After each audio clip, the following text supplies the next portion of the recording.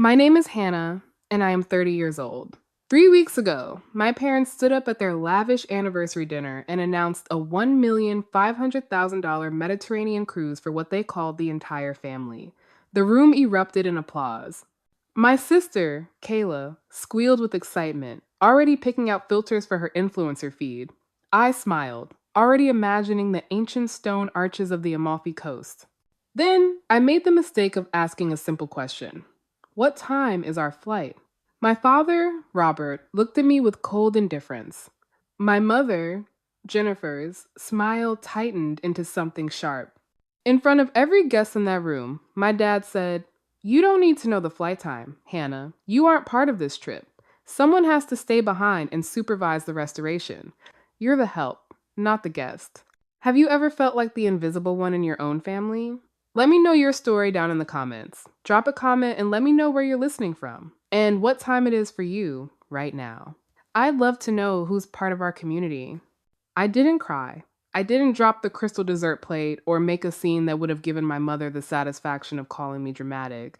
Instead, I simply adjusted my internal balance sheet. For years, I had been the silent investor in the Henderson family legacy, contributing my labor and my expertise as a professional architect without ever seeing a single dividend. That night, I realized my compassion was a luxury they had overdrafted for the last time. This wasn't a family rejection, it was a breach of contract.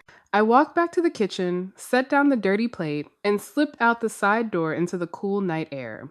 By midnight, I was sitting in my car, my laptop glowing in the dark cabin. Anger wasn't loud this time, it was clinical. I opened the restoration project's cloud server, the one I had built from scratch to save my father's crumbling estate.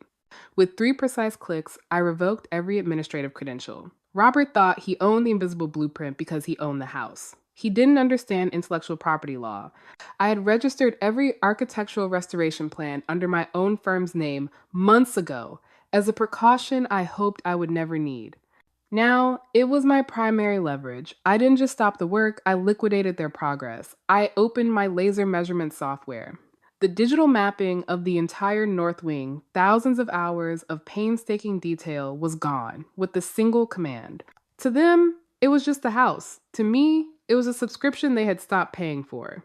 I sent a formal email to the primary contractor, copying my father's business account. The message was short.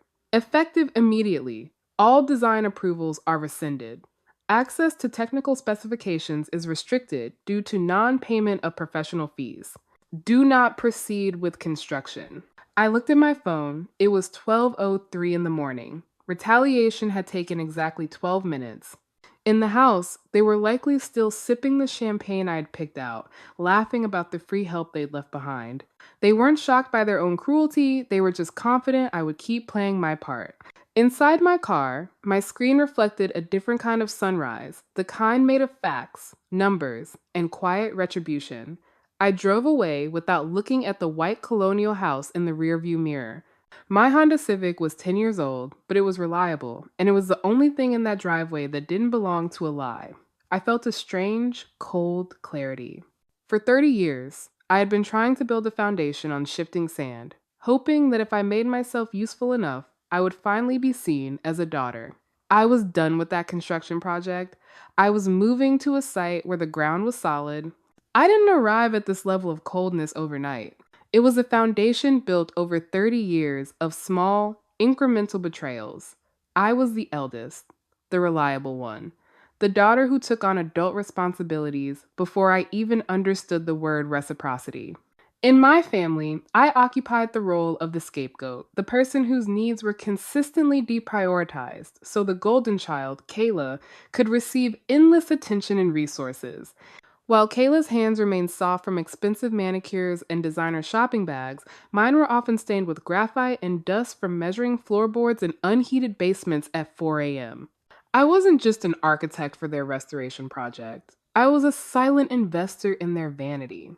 When my father's investments faltered and the property taxes on the Greenwich estate fell behind, I was the one who quietly transferred $9,500 from my secret restoration fund just to prevent a lien on the house. I didn't ask for a repayment plan. I didn't even ask for a thank you. I was simply grateful to be useful. I had been conditioned to believe that in the Henderson family, love wasn't a right. It was a performance based on how much of your own life you were willing to sacrifice. Looking back from the clarity of my car, I realized I had been caught in the invisible chain of the survivor. I lived in a cage without bars. This is the psychological reality of learned helplessness. When you are raised in a long term abusive environment where your efforts are consistently ignored or exploited, you stop looking for the exit. You become like a bird in an open cage that has forgotten how to fly because the air outside feels too heavy with the guilt of betraying a family that is actually just using you as a footstool. I thought I was being loyal, but I was really just a hostage to a bloodline that viewed me as an asset to be liquidated. The contrast between us was never more visible than during the holidays. Kayla would arrive in her brand new Lexus SUV, a vehicle our parents helped finance while I struggled with student loans, and she would take the prime spot in the driveway. I would be in the kitchen by 6 a.m., coordinating 7 side dishes and polishing the silver while wearing a kitchen apron that labeled me world's best aunt. It was a uniform of servitude disguised as a title of endearment. Kayla would kiss everyone hello, sit down to be served, and complain about being exhausted from her lifestyle as an influencer. I was the ghost in their machine, the silent architect who kept their world from crumbling while they were too busy admiring their own reflections. My father once told me I was a worthless burden during a moment of drunken honesty. But as I looked at the legal documents on my laptop, I realized he had it backward. They were the ones who were overdrawn. I was the one who held the deed to the only thing that gave them status. They thought they had trapped me in that cage without bars forever, but they forgot that once a bird remembers it, has wings, the cage becomes nothing more than a memory. The Mediterranean waves were as blue as my family's entitlement. While I was sitting in my silent apartment, my phone buzzed with the digital residue of their family bliss. Kayla sent a selfie from a yacht in Capri, her hair perfectly windswept, the $1,500,000 cruise serving as her latest backdrop. Seconds later, a text from my mother, Jennifer, arrived. Hannah, the thrash pipes in the North Wing are leaking again. The contractor says he can't reach the digital specs. Fix it. We didn't leave you behind to sit on your hands. I didn't reply. I didn't explain that the leak was actually a structural bottleneck I had identified weeks ago and chosen not to resolve until they treated me with basic dignity. I simply muted the thread. Their demands were like background noise on a radio station I had finally stopped listening to. My silence was a professional boundary they mistook for a tantrum. Then came the voice note from my father, Robert. His tone was a jagged piece of metal, sharp and demanding. If you aren't at that construction site by tomorrow morning, you can forget your inheritance, Hannah. You're behaving like an ungrateful child, and I don't reward children who sabotage their family's reputation. Inheritance. The word felt like a hollow threat. I knew my father's books better than he did. I knew that the family legacy was a house of cards, held together by my unpaid labor and his forgery. You cannot inherit a debt, and I was no longer interested in being the collateral. Instead of going to the site, I drove to a quiet workshop on the outskirts of Charleston, owned by my Aunt Elizabeth. She was the family's original black sheep, the woman who had walked away from their polished lies decades ago to own her own restoration business. Elizabeth didn't offer me tea or a shoulder to cry on. She offered me a seat at her drafting table and a legal pad. They think they own the foundation because they own the dirt, Elizabeth said, her eyes as sharp as my laser measurement tools. But you own the blueprint. We spent the afternoon filing the official copyright protections for the invisible blueprint. I registered every structural design, every technical specification, and every specialized restoration technique I had developed under my own independent firm. I wasn't just a daughter they had dismissed. I was now the sole owner of the intellectual property that allowed their mansion to stay standing. I sent one final email to the project's lead engineer and the bank's audit department. I didn't use emotional language. I used the clinical vocabulary of a business owner. Design permissions for the Greenwich project have been permanently revoked. Any further use of the proprietary restoration specs will result in immediate legal action for copyright infringement. I looked at the glowing screen. The power dynamic had shifted. My family was drifting on a luxury yacht in the Mediterranean. thinking they were in control because they had the money to buy a boat. They didn't realize that while they were busy playing with waves, I was dismantling the very ground they expected to return to. I was no longer the help. I was the architect of their reckoning. I sat in Aunt Elizabeth's workshop, the air heavy with the scent of old wood and the weight of high-stakes litigation. Elizabeth handed me a thick manila folder she had obtained through her industry contacts. Your grandmother established a trust fund for your restoration work 10 years ago, she said, her voice low and steady. I opened the bank statements and watched a decade of silent loyalty evaporate into a single digit. 0. $150,000 had been systematically withdrawn over the last 6 months to fund a Mediterranean cruise and a family celebration I was banned from attending. I didn't scream. I didn't feel my pulse quicken. I simply reached for my tablet and pulled up the public property records for the Greenwich Mansion. The real damage wasn't in the past. It was a trap set for my future. There, filed with the county clerk, was a recent mortgage application for $1,500,000. I zoomed in on the signature line. It was my name, written in a perfect imitation of my handwriting. Robert hadn't just used me as free labor. He had committed a felony to secure his social standing.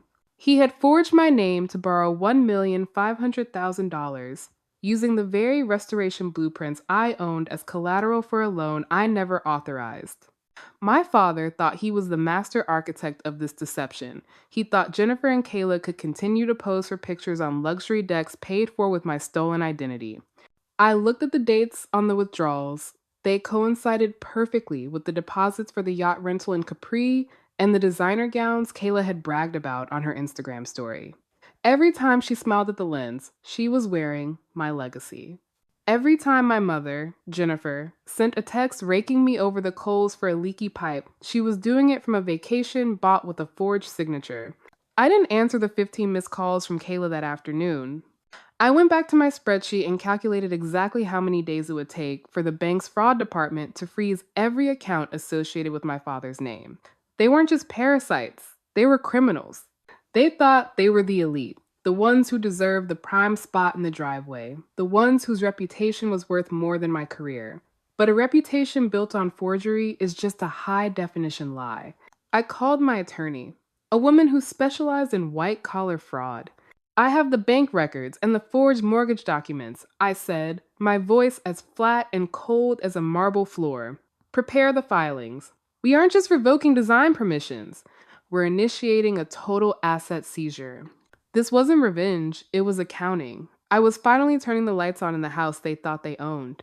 The grand gala was held at the Heritage Mansion in Charleston. Crystal chandeliers threw sharp, unforgiving light onto the faces of 30 guests who thought they were witnessing the crowning achievement of the Henderson family. Robert stood near the mahogany buffet, holding a glass of scotch that cost more than my monthly rent, accepting congratulations for a restoration he had barely supervised. My mother, Jennifer, moved through the crowd like royalty, whispering about their 30-day voyage across the Mediterranean, while my sister, Kayla, posed for pictures next to the architectural details I had spent months perfecting. They didn't see me enter. I wasn't wearing the canvas apron from the workshop or the jeans stained with plaster. I wore a navy silk dress, and in my hand, I carried a legal portfolio that was about to extinguish every light in that room. When I stepped into the center of the floor, the quartet faltered. Robert looked at me with the old, familiar irritation, his voice low and threatening. "Hannah, what are you doing? Get back to the kitchen before you embarrass us." I didn't argue. I simply handed a copy of the asset freeze order to the head of the catering staff, and then one to my father. "The accounts used to pay for this evening have been frozen by the bank's fraud division," I said, my voice carrying clearly through the silent hall. "This mansion is no longer your property. It is currently under a lien for the $1,500,000 loan you obtained through forgery." The masks didn't just slip, they shattered. This was the illusion of power in an empty purse. My family had spent decades confusing having with being. They had the cars, the yacht, and the reputation, but it was all rented with my labor and stolen funds. When the money vanished, they realized they had no internal value to keep them standing. Their position was a shell, and I had just crushed it. Jennifer collapsed into a chair, her eyes red as she reached for my hand. "Hannah, please, we are your family. We are broke. We don't have a penny left. Think of the reputation. I pulled my hand away with clinical precision. You stopped being family when you forged my signature to buy a vacation, I said. Kayla's phone dropped from her manicured hand, the screen cracking against the floor she had claimed was her birthright. The 30 guests, the witnesses to my earlier humiliation, now watched as the Henderson family imploded in high definition. My father's face turned a bruised shade of purple as he realized the $1,500,000 he had stolen was now a paper trail leading straight to a prison cell. I looked at the three of them, the parasites who had mistaken my silence for submission, and felt nothing but the cold satisfaction of a balanced ledger. I handed a second document to the two officers waiting by the door. This is a formal prosecution order for forgery and identity theft. I'm not just the architect of this house. I'm the one who designed its collapse. The foreclosure was swift and clinical. Within 90 days, the Greenwich Mansion was no longer a Henderson family trophy. It was a bank asset being auctioned to the highest bidder. My parents didn't return to a life of luxury after their yacht trip. They moved into a modest two-bedroom apartment that Robert Henderson had to pay for with the last of his liquidated savings. My father faced formal charges of forgery and grand larceny. My mother, Jennifer, was named as a co-conspirator. The $1,500,000 they stole from my trust, and the bank didn't buy them a lasting legacy. It bought them a permanent record and a shattered reputation. Kayla and her husband, Derek, the corporate attorney who thought my work was a hobby, faced their own reckoning. Derek's firm did not appreciate the public fallout of a fraud-adjacent family member, and his path to partnership was effectively terminated. Kayla's life as an influencer collapsed as the truth leaked out.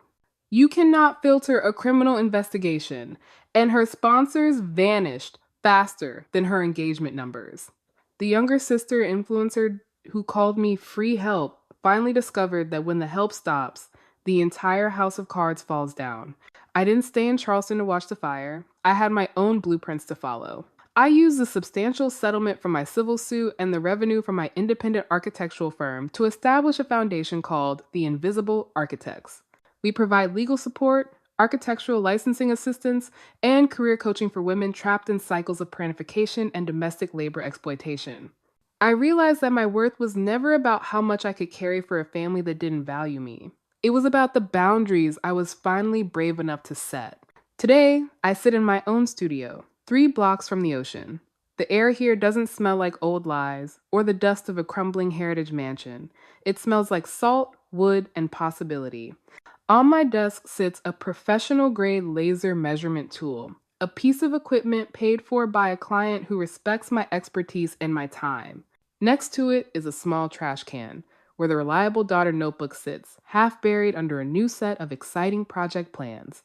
I looked at a self-portrait I took in the glass of my new office. I don't look like wallpaper anymore. I don't look like an afterthought. I look like a woman who finally took up the space she was meant to occupy.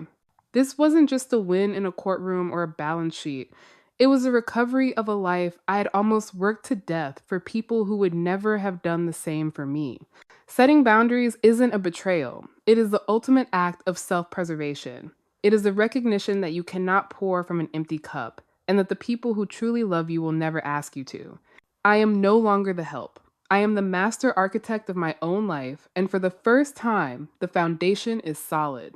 If this story moved you, please hit like and subscribe. Share this video with someone who needs to hear that setting boundaries is the ultimate act of self-love. Let's grow our community of survivors together.